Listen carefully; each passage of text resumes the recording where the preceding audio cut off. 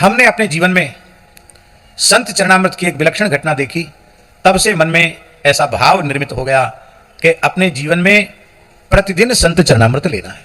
हमारे एक गौड़ी परंपरा के संत थे, बहुत अच्छे संत थे, श्री बाबा विपिन बिहारी दास जी।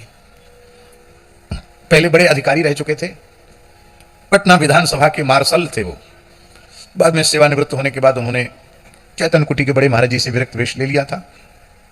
पुराना नाम श्री बलराम शर्मा जी था और बाद दूसरा परिवर्तित नाम फिर विपिन बिहारी दास जी हो गया।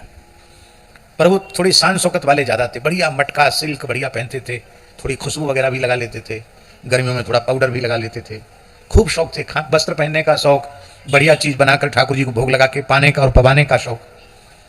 माने जो तितिक्षा वाली जो बात है ना, वो सब उनके स्वरूप में नहीं दिखाई पड़ती थी।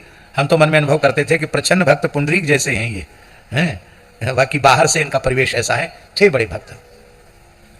तो हमने सुना कि वो अब अत्यधिक अस्वस्थ हैं, वृंदावन के रामकृष्ण मिशन हॉस्पिटल में भर्ती है, मेरी याद कर रहे हैं। तो हम उनके पास गए, तो हमने सोचा क्या लेके जाएं, तो हम संत चरणामृत लेके गए। उस समय उनके मुख पर सूजन थी, आंख बंद थी। उनकी सेवा में रहने वाले ब्रह्मचारी ने कहा, बाबा, हमारा नाम लेके कहा कि वो आए हैं।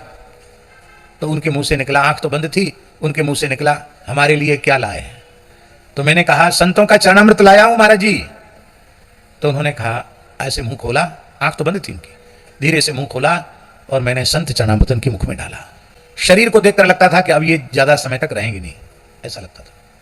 मुख में संत चरणामृत डाला, उसका ऐसा विलक्षण चमत्कार हुआ महाराज जी। उसके पहले उनके शरीर में बहुत बेचैनी हो रही थी, मतलब उनका शरीर जो छटपटा रहा था, उससे लगता था कि वो जीवन से संघर्ष कर रहे हैं और उनको बहुत अधिक वेदना है, ऐसा लगता था। पर प्रत्यक्ष इन्हीं आंखों से देखी हुई घटना है, मैंने कोई सुनी हुई बात नहीं बता रहे हैं। मैंने देखा कि जैसे ही संत चरणामृत मुख में गया, उनका चेहरा प्रसन्नता से भर गया।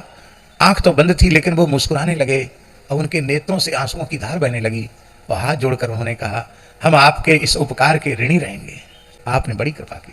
तो उनके पौत्र ने पूछा कि बाबा क्या सोच रहे हैं? तो बोले, राधा रानी सामने खड़ी हैं, अष्ट सखियां खड़ी हैं, राधा रानी खड़ी हैं, बरसाना ले